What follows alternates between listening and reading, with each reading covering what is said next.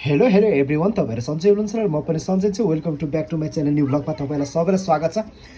So अब मेरो चाहिँ खानेकुरा आइसकेको छ। ढ्यान्टाड्यान, यो चाहिँ मेरो जिम जानुभन्दा पहिला थोरै खानेकुराहरू, लाइट वेट खानेकुराहरू हो यो चाहिँ।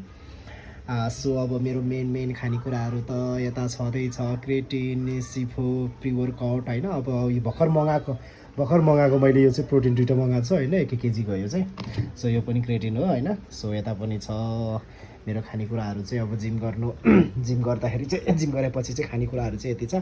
सो म चाहिँ यिनीहरू चाहिँ अब खाने अब अहिले रेडी बनाउँदैछु होइन। यहाँनिर टक्क छ चक्कु होइन, चटनी कटिङ बोर्ड पनि यहाँ रेडी छ। त्यसको लागि चाहिँ मैले अब रेडी बनाउँदैछु। सो अब म पनि जिम जानलाई पनि म रेडी भइसकेको छ।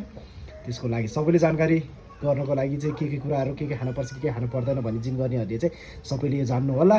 त्यसको लागि म ढ्यान्टाड्यान म चाहिँ रेडी हुँदैछु है। सो हेलो हेलो, अब म रेडी भइसकेको छु। रेडी चाहिँ भइसकेको छैन, हुँदैछ। तर म यो के रेडी भइसकेपछि चाहिँ म जाने बेला भइसकेको छु। अब अलिकति खान्छु अनि त्यसको जान्छु है त। सो बाई, तपाईँहरूले जानकारी लिनुहुन्छ भनेदेखि मलाई फलो गर्नु है त ल।